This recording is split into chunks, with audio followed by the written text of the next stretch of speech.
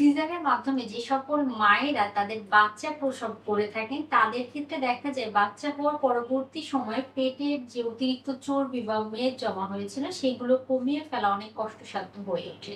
আমরা বলে থাকি যে বাচ্চা জন্মদানের 6 মাসের মধ্যে আসলে ওজন কমানোর টার্গেট নিবেন না, কিন্তু খাদ্য ব্যবস্থাপনা কিন্তু সুন্দর এবং সুস্বাস্থ্যকর খাদ্য, পুষ্টিকর সুষম খাদ্য গ্রহণ করতে হবে।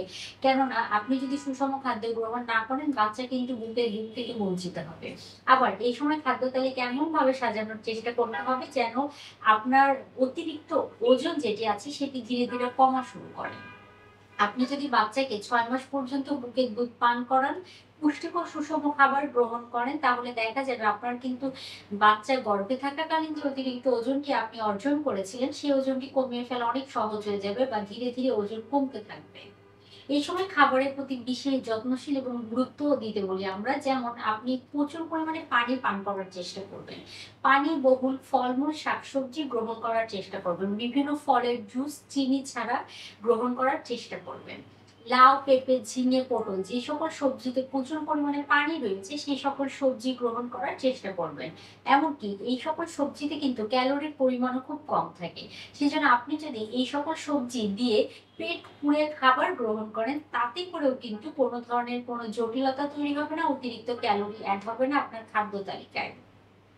পাশাপাশি বেশ কিছু খাবারের কথা বলব যেমন কালো জিরা হতে পারে, মধু হতে পারে, এছাড়াও হতে পারে বিভিন্ন ধরনের বীচি জাতীয় খাবার। তার মধ্যে অন্যতম আমরা বলে থাকি মেথির কথা, তাছাড়াও ফ্ল্যাক্স সিডের কথা আমরা বলে থাকি।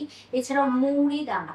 এই সকল খাবার যদি আপনি গ্রহণ করেন অন্যান্য যে সকল খাবার আছে সেগুলোর পাশাপাশি তাহলেও কিন্তু দেখা যায় বুকের দুধ বৃদ্ধি করতে এই সকল খাবার গুরুত্বপূর্ণ ভূমিকা পালন করে থাকে।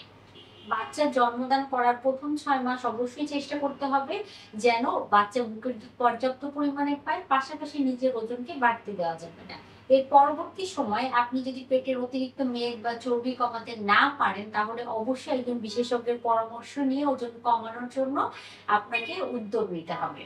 আর লামানোর পক্ষ থেকে আপনারা কিন্তু জানেন আমরা বিভিন্ন ধরনের ইন্সট্রুমেন্টাল পাশাপাশি বিভিন্ন ধরনের ট্রিটমেন্ট নিয়ে এসেছি। সেই ট্রিটমেন্টের মাধ্যমেও কিন্তু আপনি আপনার জন্ম পর বাচ্চার জন্ম পরবর্তী যে সময়টি আছে, সেই সময়ে যদি পেটের মেদ বা চর্বি কমাতে আগ্রহী হন, আমাদের ঠিকানায় চলে আসতে পারেন। আমাদের সাথে যোগাযোগ করতে পারেন।